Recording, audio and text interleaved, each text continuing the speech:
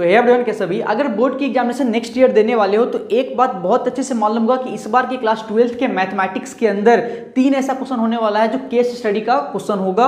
और ये case study question जो है अकेला मार्किंग करेगा तुम्हारा 12 नंबर का, नहीं एक एक केस स्टडी क्वेश्चन जो है 4 मार्क्स का होगा। 3 केस स्टडी क्वेश्चन इसमें करेगा, टोटल 12 नंबर का इस बारी का जो है केस स्टडी का क्वेश्चन होने वाला है। और अगर चाहते हो कि केस स्टडी क्वेश्चन का ये 12 में से 12 नंबर तुम्हें आए तो ये वीडियो तुम्हारे लिए बहुत इंपॉर्टेंट होने वाली है, क्योंकि आज मैं केस स्टडी क्वेश्चन कैसे बनेगा इसके बारे में डिटेल में बातें बताने वाला हूं। और एक बात समझ लेना कि केस स्टडी जितना आसान क्वेश्चन अभी तक कोई क्वेश्चन हुआ ही नहीं है। क्यों आसान होता है और कैसे बनता है इसके बारे में मैं आगे अभी चल के इसको डिटेल में बताता हूं। ध्यान से एब्जॉर्व करना। और जो भी स्क्रीन पे अभी जितने भी क्वेश्चंस दिख रहे हैं ये सारे क्वेश्चंस इस साल के सैंपल पेपर का क्वेश्चन है, क्लास 12th के मैथमेटिक्स का केस स्टडी का क्वेश्चन है। उसी में से मैंने एक क्वेश्चन यहाँ पे बोर्ड पे लिखा है, इसको मैं तुम्हें करके दिखाऊंगा कि आखिर में ये इतना आसान क्यों होता है। देखो एक बात पहले अच्छे से समझ लेना कि जो तुम्हारा इस साल का बोर्ड एग्जामिनेशन होने वाला है 12th के बच्चों के लिए 80 मार्क्स के मैथमेटिक्स में तुम्हारा 3 ऐसा क्वेश्चन होगा जो केस स्टडी का क्वेश्चन होगा। 3 क्वेश्चन जो है केस स्टडी का क्वेश्चन होने वाला है और एक क्वेश्चन का मार्किंग कितने नंबर का है? 4 नंबर का। टोटल 12 नंबर अगर चाहोगे तो आसानी से तुम इसको ले सकते हो, इसको जो है स्कोर कर सकते हो बहुत आसानी से, क्योंकि इतना आसान क्वेश्चन तो मैंने देखा ही नहीं है। 2-3 साल से केस स्टडी क्वेश्चन कर रहे हैं, बहुत आसान क्वेश्चन होता है। अब इसको समझना, यहाँ पे इस क्वेश्चन का फिगर अभी तुम्हारे स्क्रीन पे आ रहा होगा। देखो एक बात समझना कि हर एक केस स्टडी क्वेश्चन, जो भी केस स्टडी क्वेश्चन तुम्हें करेगा उसके बारे में, अच्छा इंग्लिश में तुम पैसेज बनाए होगे, याद होगा इंग्लिश और हिंदी के पेपर जब देते होगे तो पैसेज बनाते होगे।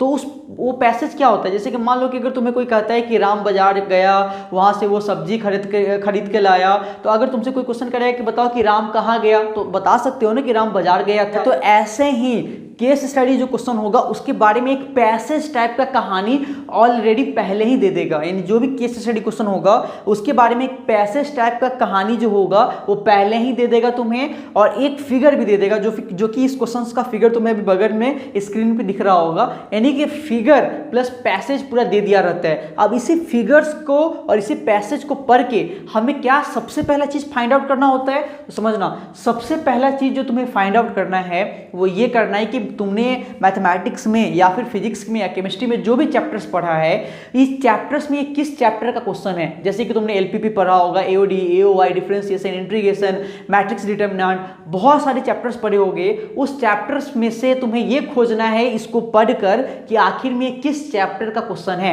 अब ये कैसे तुम पता करोगे? तो इसके पैसेज को पढ़कर। फिगर देखोगे तो नहीं समझ में आएगा। फिगर का इंपॉर्टेंस क्या है इसके बारे में मैं बतलाता हूं, लेकिन ये सबसे पहला चीज ये पता करना है कि आखिर में ये कौन से चैप्टर का क्वेश्चन है। तो इसको पता करने के लिए तुम्हें क्या करना है? तो इसका जो ये पैसेज दिया हुआ है इस पैसेज को पढ़ना पड़ेगा। जैसे पैसेज को पढ़ोगे आप ऑटोमेटिक तुम्हें समझ में आ जाएगा कि ये कौन से चैप्टर का क्वेश्चन है। जैसे कि मैं चलो अभी पढ़ के दिखाता हूं, तुम्हें अपने आप ये समझ में आएगा कि कौन से चैप्टर का ये क्वेश्चन है। The temperature of a person during an instantaneous illness is given by fx equal to इतना वैल्यू दिया हुआ है, x की वैल्यू बिलोंग्स करता है इतने के बीच में, m beings a constant where fx is the temperature in Fahrenheit and x days.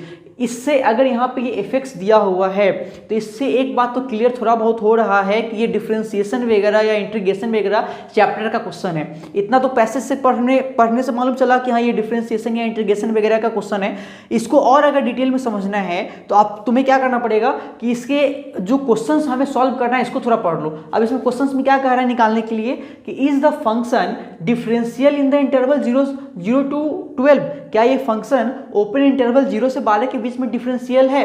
तो अब यहाँ पे जैसे तुमने ये क्वेश्चंस को पढ़ा, मैंने क्या बोला कि अगर तुम पैसेज को पढ़ लोगे तो बहुत सारा क्लियरिटी तुम्हें मिल जाएगी कि कौन सा चैप्टर का है। और उससे भी क्लियरिटी नहीं समझ में आ रहा है तो उसके क्वेश्चंस को पढ़ लो जो क्वेश्चंस तुम्हें बनाना है, तो और ज़्यादा क्लियरिटी समझ में आ जाएगी। जैसे कि यहाँ पे पहले ही बोल रहा है कि डिफरेंशियल है कि नहीं ये बताने के लिए, फिर आगे पढ़ोगे तो यहाँ पे क्वेश्चन में देखने के लिए मिल रहा है कि स्ट्रिक्टली इंक्रीजिंग स्ट्रिक्टली डिक्रीजिंग जो है इसको चेक करना है। तो भैया एक बात तो अब क्लियर हो गया ना कि कौन से चैप्टर का क्वेश्चन है। चलो गेस करके बताओ तो ये कौन से चैप्टर का क्वेश्चन है। तो ये जो है एओडी का क्वेश्चन है।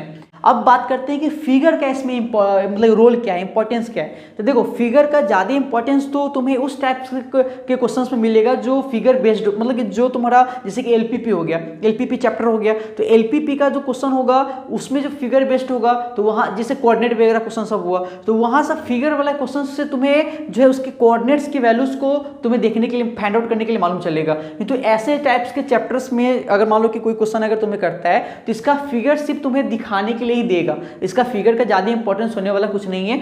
तुम्हारा ज़्यादा इंपॉर्टेंस किसका होगा, तो इसके पैसेज का, और जो निकालना है अगर पैसेज में अगर सारी बात क्लियर नहीं दिया हुआ होता है तो फिगर में भी बहुत सारा बात क्लियरिटी में दे देता है कि आपका गिवन में क्या क्या है। इसका सबसे पहला क्वेश्चन तुम्हें क्या करने के लिए बोल रहा है, ये चेक करने के लिए बोल रहा है कि बताओ कि फंक्शन, ये जो फंक्शन दिया हुआ है ये फंक्शन डिफरेंशिएबल है कि नहीं है 0 से 12 के इंटरवल के बीच में। कितना आसान है, इसका एक मेथड होता है चेक करने का, तुम इसको लगा के इसको चेक कर सकते हो। बहुत नॉर्मल क्वेश्चन हुआ। सेकंड में निकालने के लिए क्या कर रहा है, क्रिटिकल पॉइंट दिया हुआ है 6 और m की वैल्यू को निकालने के लिए कर रहा है। कितना आसान है, समझ रहे हो।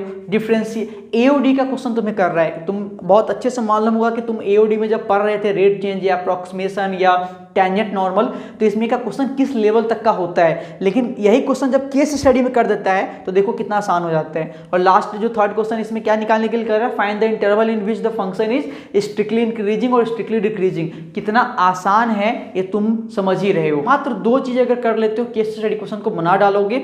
सबसे पहला चीज पैसेज को पढ़ो, पैसेज को पढ़ने के बाद ये पता करो कि कौन से चैप्टर का है और उसके फिगर को देख लो। फिगर को देखने से और पैसेज को पढ़ने से पूरा क्लियरिटी समझ में आ जाती है कि कौन से चैप्टर का है और गिवन में क्या क्या बातें दिया हुआ है। और जो निकालने के लिए कर रहा है फटाफट तुम इसको क्या कर सकते हो, निकाल सकते हो। अगर केस स्टडी से लेकर और भी कोई अगर क्वेश्चन प्रॉब्लम आ रही है या फिर और कुछ भी जानना है कमेंट में डाल देना, अगली वीडियो में उसको जरूर सॉल्व कर दिया जाएगा। आज के लिए बस इतना ही, मिलते हैं अगली वीडियो में। Have a good day, bye bye, take care.